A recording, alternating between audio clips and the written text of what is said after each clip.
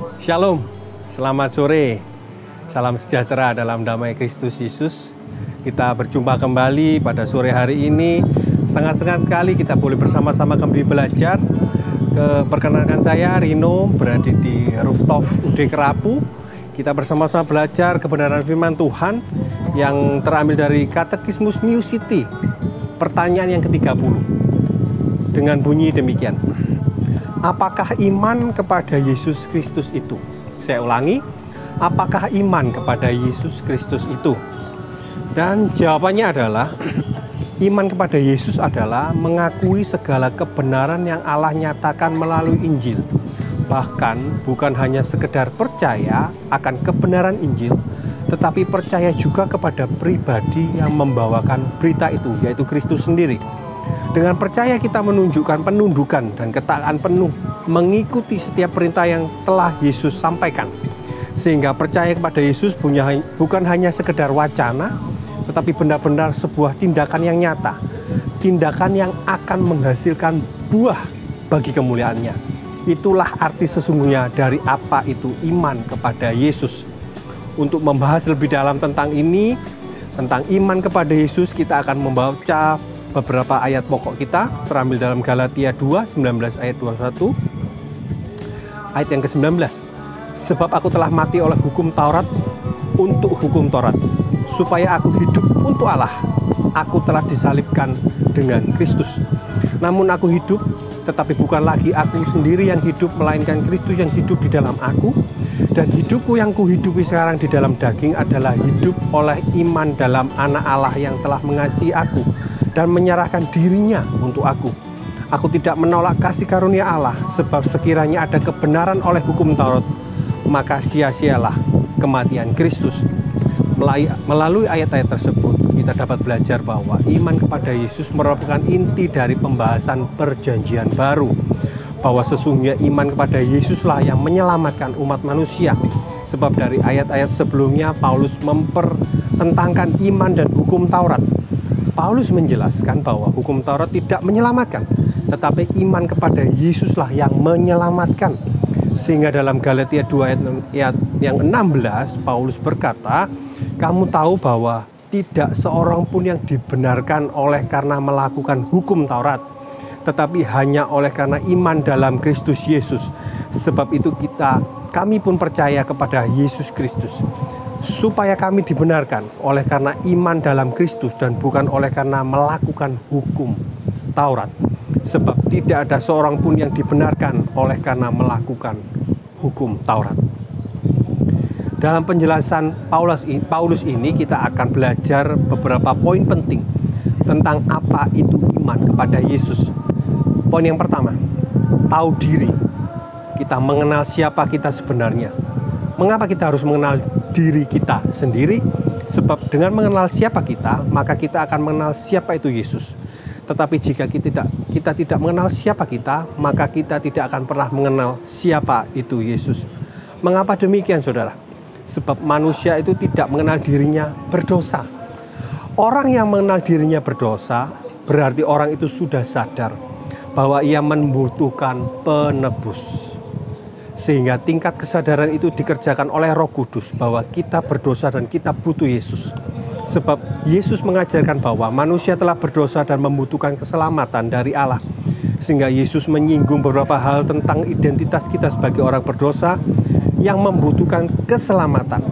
Seperti pernyataan Yesus berikut ini. Dalam Markus 2 ayat yang ke-17.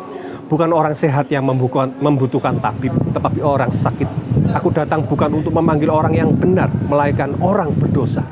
Terambil dari Matius 9 ayat ke-13. Jadi pergilah dan pelajarilah arti firman ini. Yang kukehendaki ialah belas kasihan dan bukan persembahan. Karena aku datang bukan untuk memanggil orang benar, melainkan orang berdosa. Dalam Lukas 5 ayat 32, aku datang bukan untuk memanggil orang benar, tetapi orang berdosa supaya mereka bertobat. Bahkan Paulus juga menambahkan dalam beberapa ayat seperti di Roma 3 ayat 23, karena semua orang telah berbuat dosa dan telah kehilangan kemuliaan Allah.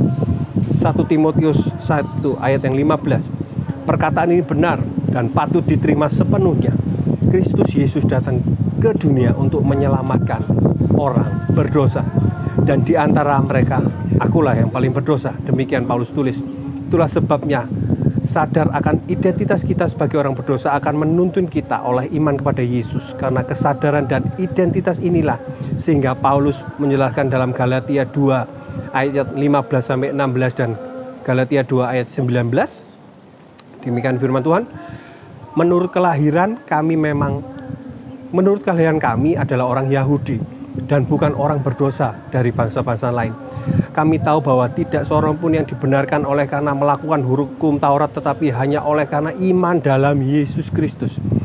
Sebab itu kami pun telah percaya kepada Kristus Yesus supaya kami dibenarkan oleh karena iman dalam Kristus dan bukan oleh karena melakukan hukum Taurat. Sebab tidak ada seorang pun yang dibenarkan oleh karena melakukan hukum Taurat. Galatia 2 ayat 19. Sebab aku telah mati oleh hukum Taurat untuk hukum Taurat supaya aku hidup dalam Allah. Aku telah disalibkan dengan Kristus. Dari ayat-ayat ini kita belajar bahwa Paulus menyadari diri sebagai orang yang berdosa sehingga menyerahkan diri kepada Yesus sebagai juru selamatnya secara pribadi. Jadi seorang yang beriman pada Yesus adalah orang yang menyadari dirinya berdosa dan membutuhkan pribadi yang lebih kuat untuk menolong hidupnya. Jadi jika kita tetap mengeraskan hati kita dan tidak mau percaya kepada Yesus, maka sesungguhnya kita tidak mengenal diri kita sebagai orang yang berdosa. Bahkan kita menjadi orang-orang yang krisis identitas, sehingga mencari pengakuan orang lain, mencari ketenaran diri. Tapi bagi yang telah diselamatkan dan menerima Yesus, identitas kita telah dipulihkan dan disebut-sebut sebagai anak Allah yang menjadi ahli waris dalam kerajaan Allah. Jadi kita tidak perlu mencari pengakuan orang atau mengejar ketenaran diri, sebab identitas kita telah dipulihkan. Jadi kunci utama untuk mengetahui apa itu iman kepada Yesus, yaitu mengenal diri kita sendiri yang berdosa dan membutuhkan Yesus. Poin yang kedua, hidup untuk Kristus. Iman kepada Yesus merupakan percaya yang diwujudkan melalui penundukan dan ketaatan penuh untuk mengikuti setiap perintah yang Yesus sampaikan. Sehingga percaya kepada Yesus bukan hanya sekedar wacana, tetapi benar-benar sebuah tindakan yang nyata untuk menghasilkan buah. Sehingga poin kedua ini sangat penting untuk kita pahami bahwa iman kepada Kristus diwujudkan melalui hidup untuk Kristus itu sendiri. Sebab Paulus menjelaskan dalam Galatia 2 ayat 20, namun aku hidup, tetapi bukan lagi aku sendiri yang hidup, melainkan Kristus yang hidup dalam aku. Dan hidupku yang kuhidupi sekarang dalam daging adalah hidup oleh iman dalam anak-anak yang telah mengasihi aku dan menyerahkan dirinya untuk aku. Jadi Paulus benar-benar memberikan bukti real tentang apa itu kepada Yesus yang sesungguhnya. Sebab untuk mencapai tingkat kematangan iman sebagaimana yang Paulus lakukan adalah menyangkal dirinya sendiri, meninggalkan ego, meninggalkan sifat keakuan, dan berserah kepada Yesus. Sehingga Paulus mampu untuk mempresentasikan arti dari iman yang benar kepada pribadi yang benar pula.